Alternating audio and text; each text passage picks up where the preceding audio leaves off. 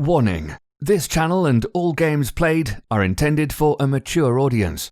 If you are under the age of 13, you need to leave this channel now. Also, Redbeard is a total and you wouldn't like him anyway. If you are easily offended, you might as well get the hell out of here also. Viewer discretion is advised.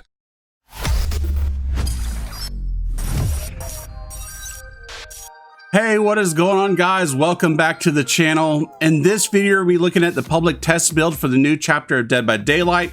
As you can see, it is called A Binding of Kin. I'm actually really excited about this. The killer is so different than anything we've had.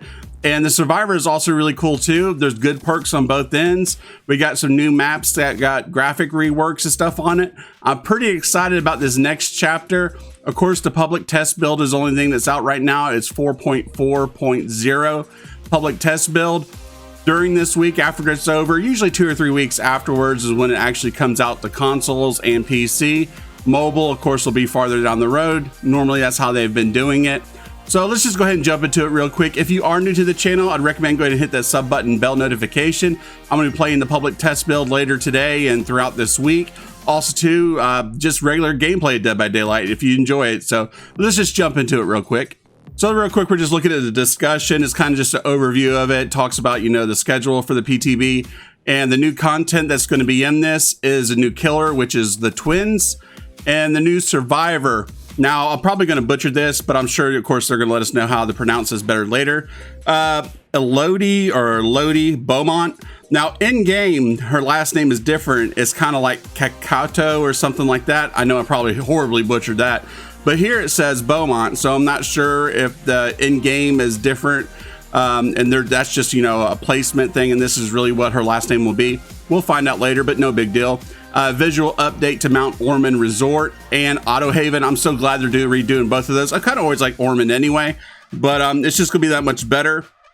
Down here, you can see I'll have a link in the description for this for you guys if you've never did the PTB. Of course, you only could do it on PC, but there'll be a link to where you could go and do that if you want to. And then we're gonna look at the patch notes just very, very quickly. We're not gonna spend a lot of time on it.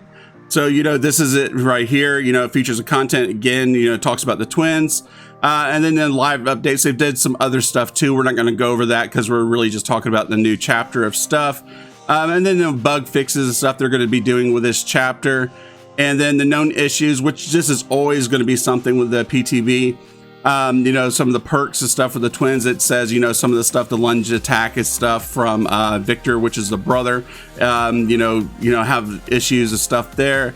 And then, you know, just a survivor as well. And then just overall, you know, issues in the maps and the games and stuff. It's public test build. It's expected. So let's just jump into the game real quick and look at the killer and survivor.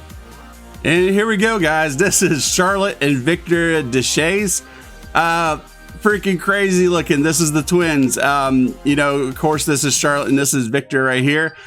He's pretty creepy. He comes flying out of her, runs around. You can control him separately from her. But you know, they're conjoined twins. You know, the backstory is pretty crazy. I won't go over a lot of it right there because it'll take 5 to 6 minutes to read that. But yeah, basically a pair of conjoined twins. You know, the town and stuff thought they were demons. The mother was a witch. The mother got burned at the stake, and the kids had to watch. It just made them go crazy. But yeah, it's definitely going to be really, really fun. I've saw some of the gameplay of Victor. It is insane. You could lunge and attack onto the survivors, and if he misses an attack, you can freaking kick him. And then also when he's on your back, you got to throw him off, stuff like that. But yeah, it's pretty cool. So let's take a look at the characters here real quick. She's got a sickle here in her hand, and on her back is, you know, a basket of like meat and a pan, you know, what is that, a teapot and kettle, stuff like that. Basically, there's just travelers and stuff like that. You know, I don't know what the crap that is on her side. But yeah, you know, they were forced to live in the woods and stuff like that because of the townspeople and stuff, you know, like I said, calling them demons and stuff like that for their backstory. But yeah, very, very creepy looking. Let's get a little bit closer look at them. And here's a closer look of Charlotte. Get those dead eyes, shark eyes. But anyway, yeah, you can see a little closer here, the bag and stuff on her back. You know, just this is when you're doing, you know, a custom game, you can get a little closer look at the killer. You can't really see Victor's head just a little bit right there, but very, very cool. I can see him doing really creepy skins and stuff, you know, especially for Victor and stuff like that. But Yeah, let's go ahead and look at the, character info on this. And the first perk is called Hoarder. It says you protect what little you have and perceptive to those rummaging through your stockpiles. Receive a large noise notification when survivors interact with a chest or if they pick up an item within 24 meters of your location. That's pretty powerful right there. The trial begins with 2 additional chests in the environment, and the rarity of the items in the chest though are decreased as well. So yeah, definitely for people that don't bring in, med kits and stuff like that, it definitely is going to knock that down. Especially keys too. I know that'd be a worry. But yeah, it's pretty good though. 24 meters to start off with. It's not too bad. And then the next one is called Oppression. Life has been difficult for you, so you make it difficult for others. When you damage a generator, up to 3 other random generators also begin regressing. That's pretty good. If the affected generators are being repaired, any survivors repairing them receive a difficult skill check. Oppression has a cooldown of 120 seconds. That's pretty solid 2 perks for the killer here. Let's look at the next one right here. Coup de Grace. And it says, as the end nears, you go in for the kill. Each time a generator is completed, a coup de grace power is gained. You gain a token. Consume 1 token to increase the distance of your next lunge attack. That's for Victor. And by 60%. That's pretty good. I'm pretty sure the lunge attack is Victor because he comes flying out of her side, and then you could actually run around the game as him, and he has a lunge attack. I don't think that would just be her hitting with a sickle. I'm pretty sure that would be just for Victor right there. But yeah, really, really good, solid perks, I would say, for the killer. Nothing OP, but definitely if you combine these with some of the existing stuff, it's going to be really, really good. And here is a new survivor, either Lodi, or, so you can see right here, the last name's different from Beaumont that was in the patch notes thing. But yeah, very good character model, since of course, they redid Bill and stuff like that. I'm sure all of them will be coming out like that because it's going to be also for the new next gens as well. But very, very cool. But yeah, let's go ahead and get into her character info real quick. And her backstory is that she basically is like a cult, searches out occult stuff. Back in her past, she would just like to kind of just adventure into things. Her family took her on a trip to a private island, ran into some abandoned, laboratory.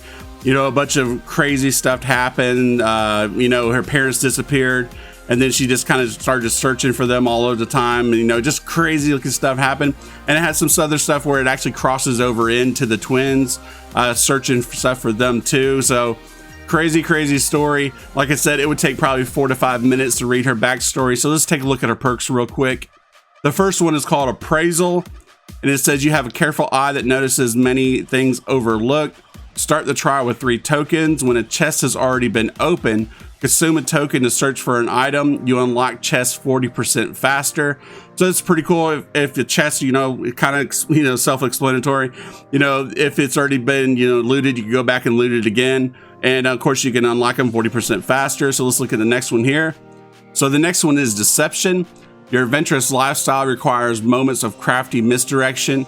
Interacting with any locker while sprinting will trigger a loud noise notification at your location and cause you to leave no scratch marks for 3 seconds.